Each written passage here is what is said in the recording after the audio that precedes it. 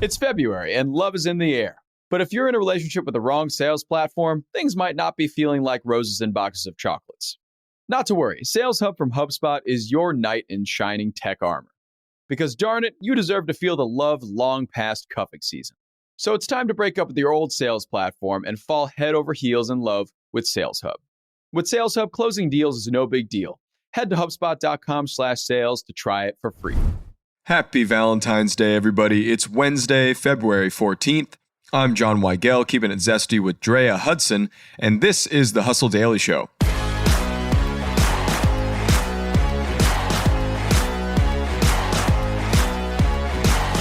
One of the biggest love affairs going this year is between brands and their customers. And a brand that we're hyper-fixating on today is KITH, which produced a Valentine's Day collaboration that many brands could really learn from. Dréa Hudson, manager of audience development here at HubSpot Media, is joining us to talk all about the importance of collaborations and audience growth. We'll chat about all that in a bit, but first let's give you the hits and headlines today across business and tech.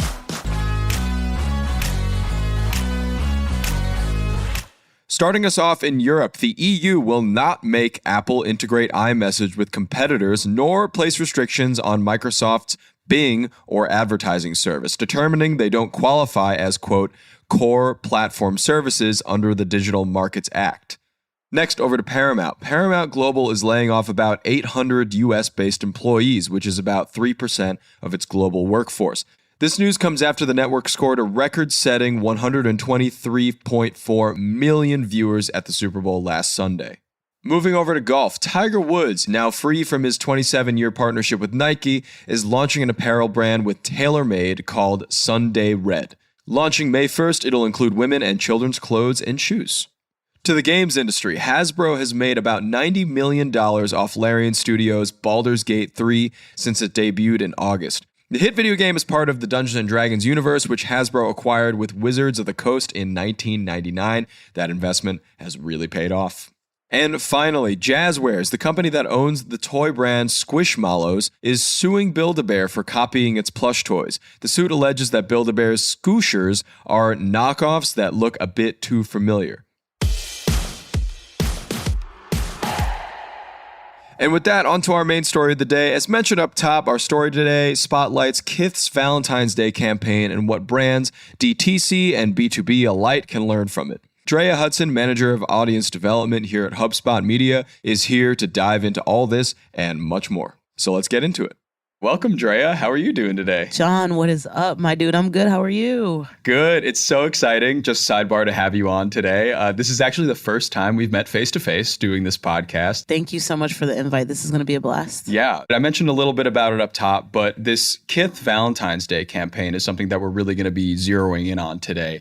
What, in your perspective, has kind of made this campaign specifically so impactful, and what are some elements of it that you think would resonate with other brands out there? Yeah, for sure. So for some of the listeners who aren't familiar, KITH is a brand that was started by Ronnie Feig in 2011, and he describes the brand as operating on two planes. So a multifunctional lifestyle brand for men, women, and kids, as well as a progressive retail establishment.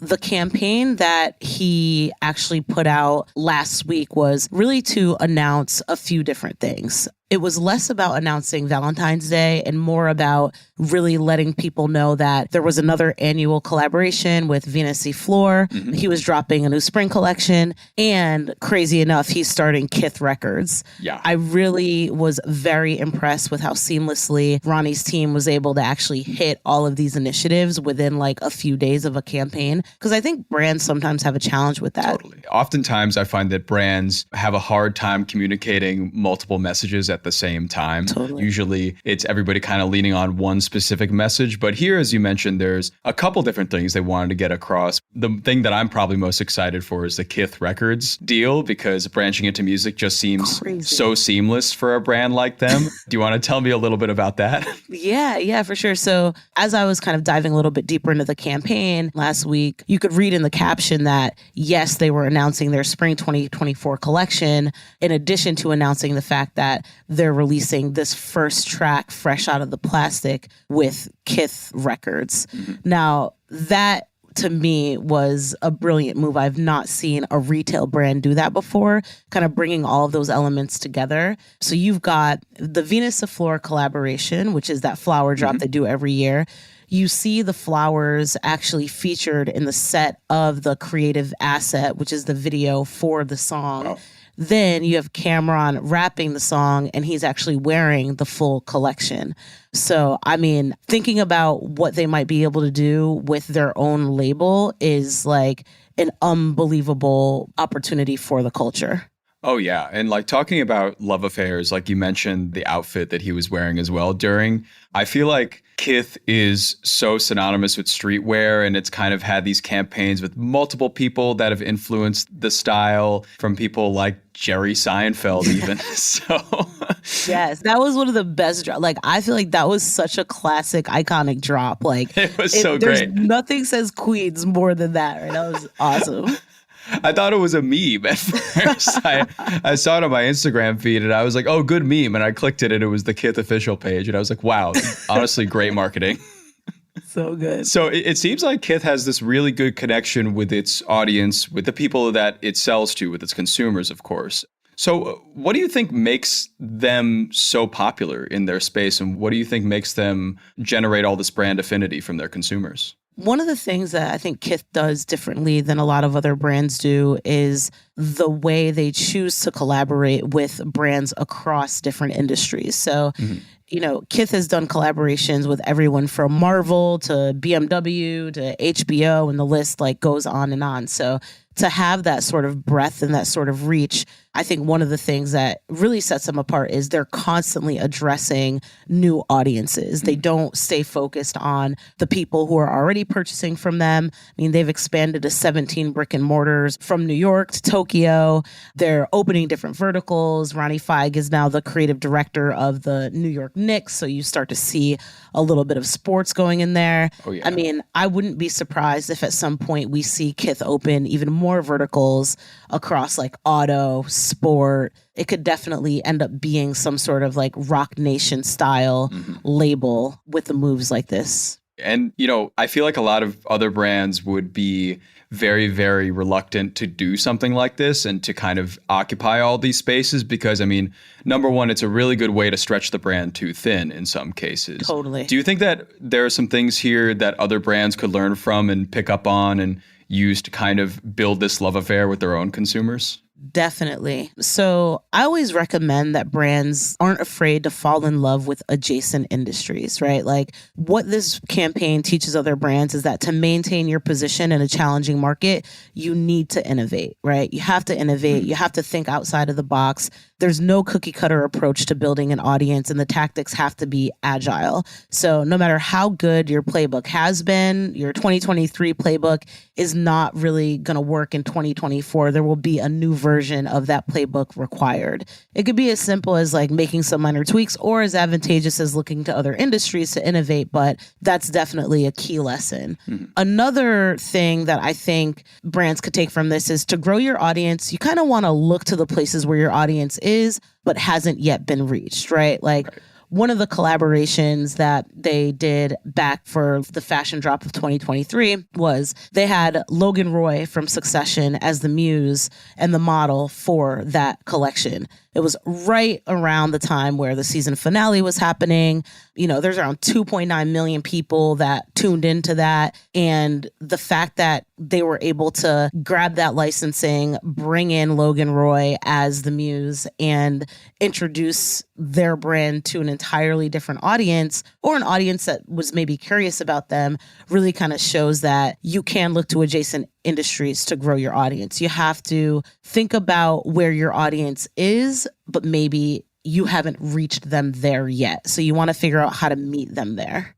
Yeah, that makes a lot of sense. I think that was a great idea to kind of bridge the gap to a completely new area of people that maybe weren't exactly familiar with the brand before. And that's, again, I feel like another place that a lot of brands struggle in is to kind of bridge new gaps to new places and in front of new people and new audiences who aren't really familiar with the brand at all. And how would you say that brands could do that? Like, what kind of drives them to do that? And what are the things that they can do on the back end to kind of set themselves up for success there? So I usually think about like building audience. I'm starting to think more about building audience now in my role at HubSpot as audience development for distributed platforms. And I think audiences are built two different ways. I think an audience can be built by data, which is always going to be helpful, very informative. I know that seems cut and dry, but it's true, right? Like having a clear understanding of who your audience is, where they are currently engaging, and what behaviors they exhibit to help craft your value proposition and distribution strategy is really, really important. The other piece is that I think a great audience can be built by inspiration. And what I mean by that is being inspired to grow an audience does not always come from a business need. Sometimes it can come from the innate desire to share a message or a product more broadly to build that connective tissue between your customer and what it is you are offering. I'm actually reading this book right now. I don't know if you've read it before, but it's called The Creative Act by Rick Rubin. Have you read it? Have you heard of it? No, I haven't, but I love Rick Rubin. Yeah, it is such a good book. Like I'm reading it kind of slowly because I don't want to be done reading it. But in that book, there is a quote that like resonated with me. He goes, in terms of priority, inspiration comes first, you come next, and the audience comes last. Here, I mean, he's speaking specifically about like creatives and creators, which the book focuses on and how we're all creators at heart. But I found that to be really effective in the way that you think about audience. At least that's how I approach it. Yeah, right. Kind of like a do what you think is right and do where you think the brand should go and kind of find your audience in the aftermath, I guess. Don't try to cater to people. Just do it and take it where you think it needs to go, and then hopefully they'll come. Yeah. I think Rick Rubin's a great example. I love, I actually watched an interview with him. I think the interviewer asked him something about like, oh, so like what DAW do you work in like to produce? And he was like, oh, I don't know anything about music. I just sit in and just say things and then that's my job. And I'm like, that's crazy. He is like, I'm basically here for the vibe. Like I'm here to like make sure that like the musician feels good. Right. And I think brands can kind of take a note from that as well. We're all customers, right? Like in some way, shape, or form, we're all someone's customer. So I think it's important if you're in like the D2C or B2B space to keep that top of mind. You know, people have jobs as business owners, but to put the customer first, you have to make sure your value proposition is very clear for them. So there shouldn't be any question as to why the potential customer shouldn't need whatever you're offering. I mean, the business owner essentially should kind of take themselves out of the driver's seat and kind of imagine themselves as the customer, right? Like, what do they buy? Right. Who do they buy it from? Why do they buy it? What do they share with their networks and their families and their friends? Like, what inspires them to actually take action? Yeah. And, you know, even going past KITH, has there been any other brands that you've seen do something similar or create some campaigns that you've been really impressed by and how they kind of engage the audience, build audience, or grow the brand affinity? I will say that there have been quite a few brands that have really been disruptive in the space. I think New Balance has really been kind of taking an entirely new approach to the way that they design and collaborate and release products. I love it. I think Spotify is taking a really, really cool approach with how they actually serve the different types of customers that they have, from podcasters to creators to active listeners. And I think even Timberland has been doing some really cool stuff. I know that Pharrell just did a collaboration with Timberland. So when you think about a brand like an LVMH, right, like knowing Louis Vuitton is one of their most profitable brands of the 75 brands that they have, and Pharrell being the creative director of LVMH, he's integrating creators like Tyshawn Jones, who's like skating through Paris during Fashion Week draped in Louis Vuitton, right? Or like Jackson Wang featured as a brand ambassador, also draped in Louis Vuitton. I think for like some actionable things that people listening might be able to kind of take away. When I think about the initial conversation about KITH, what I saw was primarily owned and earned distribution. They definitely use their own distribution channels, right? They're using their website, they're using email, they're using social. They've got that audience there.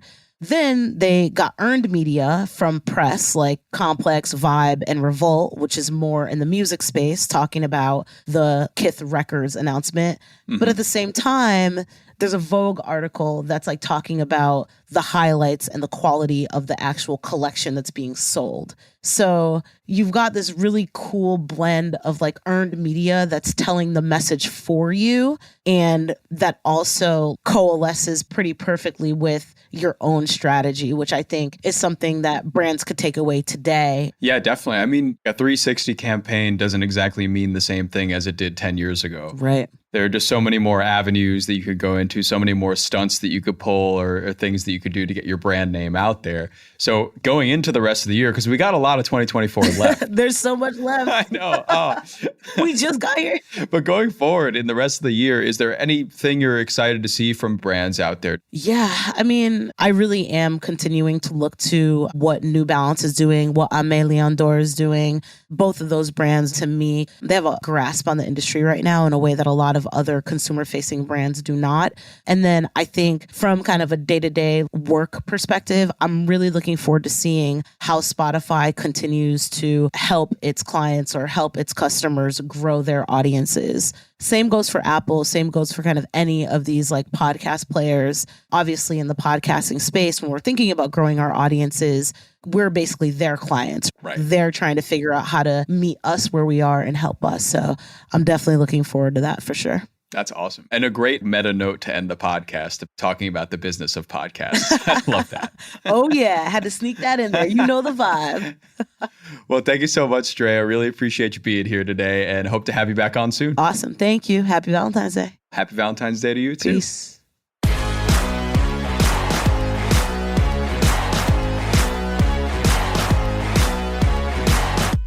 All right, and that'll do it for us today. Thanks for tuning in to the Hustle Daily Show.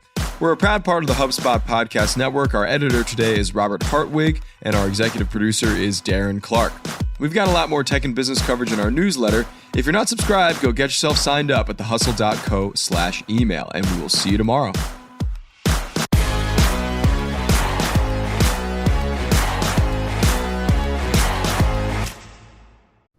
Hey, everybody, it's John from the Hustle Daily Show. I've been listening to an awesome podcast recently called Marketing Made Simple. It's hosted by Dr. J.J. Peterson, and it's brought to you by the HubSpot Podcast Network, which is the audio destination for business professionals.